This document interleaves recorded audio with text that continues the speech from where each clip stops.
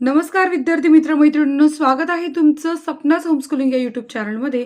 आणि आज आपण अनामवीरा ही कविता अभ्यासतो आहोत. आणि ही कविता लिहिली आहे महान असे कवी कुसुमाग्रज यांनी, म्हणजेच विष्णू वामन शिरवाडकर नाव आहे पूर्ण, परंतु आपण सगळेच त्यांना कुसुमाग्रज या नावाने ओळखतो. अत्यंत महान असे कवी, ज्या कवींबद्दल सांगावं किंवा बोलावं इतकं कमी आहे.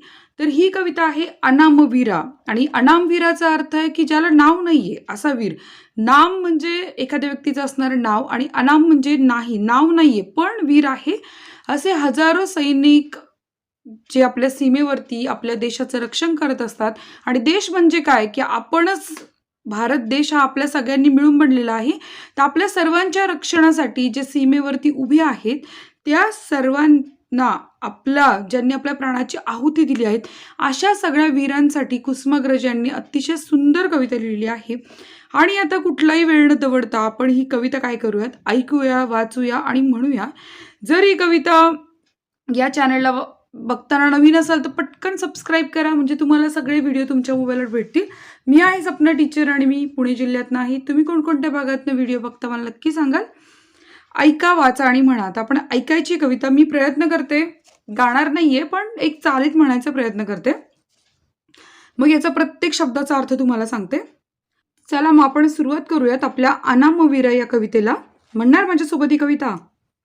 अनामवीरा जिथे जाहला तुझा जीवनांत, स्तंभ न तिथे ना कुणी बांधला पेटली नावात, स्तंभ तिथे ना कुणी बांधला पेटली नावात, दगदगता समराच्या ज्वाला या देशाकाशी, जळावयास्तव संसारातून उठून या जाशी, जळावयास्तव संसारातून उठून या जाशी, मूकपणाने तमी लोपती संधीच्या रेषा, मूकपणाने तमी लोपती संधीच्या रेषा, मरणामध्ये विलीन होसी ना भयनाशा, मरणामध्ये विलीन होसी ना भयनाशा, जनभक्तीचे तुझ्यावरी नच उधाणले भाव, रियासतीवर नसे नोंदले कुणी तुझे नाव, रियासतीवर नसे नोंदले कुणी तुझे नाव, जरी नकातील फाट डफावर तुझे यशोगान,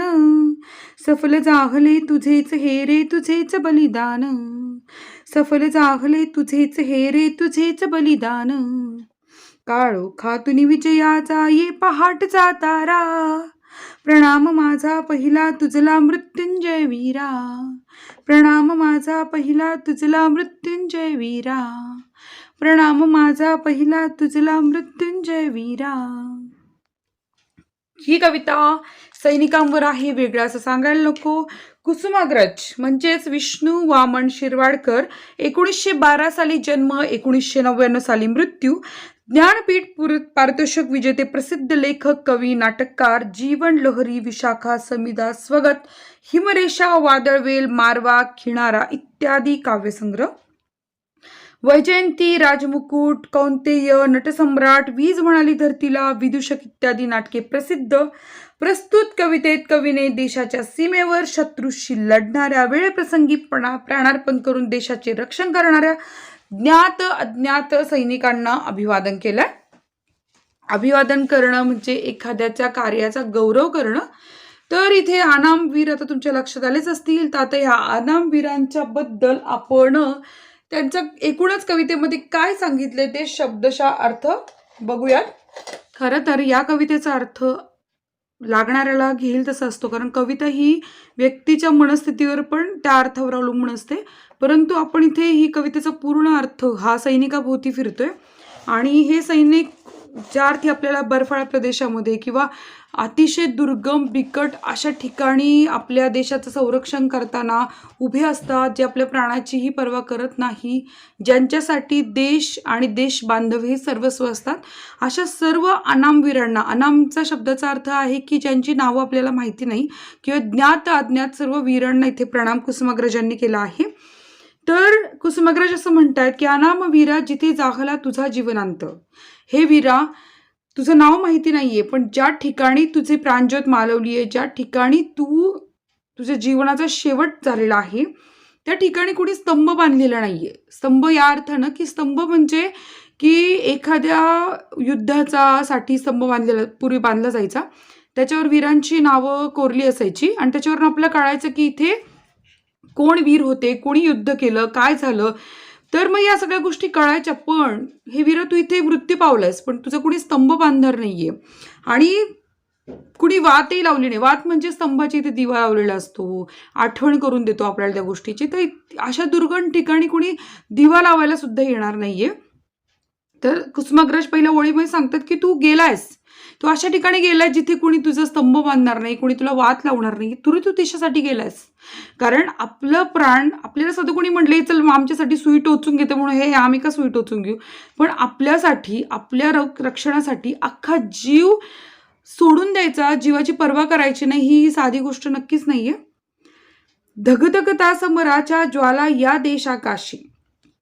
समर म्हणजे युद्ध, स्वातंत्र्य समर होऊन गेलं किंवा या सगळ्या गोष्टींमध्ये आपल्या प्राणाची बाजी लावायची देशासाठी सुद्धा ही सोपं नाहीये. जळावयास्तव संसारातून उठून या जाशी. जळणं म्हणजे फक्त शरीराचं जळणं नाही, इथे एक अख्खा संसार सोडायचा, आपली मुलं बाळं बायका पोरं आई वडील सगळ्याचा त्याग करायचा, सगळ्यांना सोडून देश रक्षणासाठी स्वतःच्या जीवाची बाजी लावायची. हे पण एका अर्थी जळणंच आहे ना. स्वतःच्या इच्छा अपेक्षा सगळ्यांना दूर लोटून फक्त देशाच्या संरक्षणासाठी रात्रंदिवस उभं राहायचं, हे पण एक जळणंच आहे. तर धगधग त्या समराच्या ज्वाला या देशाकाशी. हे सगळं कशासाठी आहे? हा देश, हा भारत देश या फक्त देशासाठी आहे. जळावयास्तव संसारातून उठून या जाशी. आणि तू फक्त असंच नाही ना, तुला सोडलं नाहीये ना कुणी, तर अख्खा भरला पुरा संसारातनं तू सोडून जातोयस. मूकपणाने तमी लोपती संध्येच्या रेषा. मूकपणाने तमी लोपती संध्येच्या रेषा. संध्या म्हणजे काय? संध्याकाळ. तर शब्दशः अर्थ इथे नाहीये, तर मूकपणाने एकदम शांतपणाने संध्येच्या रेषा लोपून गेल्या, संपल्यात. मरणामध्ये विलीन होती ना भय ना आशा. ते सगळं तुझ्या मृत्यूमध्ये सगळं विलीन झालेलं आहे. इथे तुला ना भय आहे, ना आशा आहे, ना अपेक्षा आहे, ना इच्छा आहे, काहीच नाहीये. सगळं सगळं सगळं त्यामध्ये विलीन झालेलं आहे. आम्हाला माहिती आहे तुझ्या इच्छा काय राहिल्या, तुझ्या अपेक्षा काय राहिल्या, तुला काय वाटत होतं, तुला काय वाटत नव्हतं. वीरा सगळं तुझ्यासोबत गेलेले. आता जनभक्तीचे तुझ्यावरील नच उदाहरणले भाव. जेव्हा एखादा सैनिक मृत्यू पावतो त्यावेळेला त्याच्याविषयी इतका जनसागर लोटतो, इतकी लोक आतून दुःखी असतात आणि कुठेतरी स्फुरण पण आलेलं असतं की अरे आपल्यासाठी कुणीतरी प्राणार्पण केलंय, आणि सगळे त्याला सॅल्यूट ठोकत असतात, सगळे त्याच्याबद्दल अभिमानानं काही ना काही शब्द काढत असतात. तर जनभक्तीचं तुझ्यावरील नच उधाणलं भाव. भाव म्हणजे मनातले विचार, मनातले भाव ते उधाणलेत, आत्ता उफाळून आलेत. रियासतीवर नसे नोंदले कुणी तुझे नाव. म्हणजे जरी जनभक्तीनं सगळ्या लोकांना अगदी स्फुरण चढलं असलं, पण त्यांच्या इस्टेटीवर रियासतीवर तुझं नाव नाही कोरलेलं. तुझं नाव त्यांच्या रियासतीवर नाही कोरलंय. कारण जसं एखादा राजा युद्धामध्ये लढाईमध्ये एखादा सैनिक लढायचा आणि मृत्यू पावायचा, तर पूर्वीचे राजे रजवाडे काय करायचे?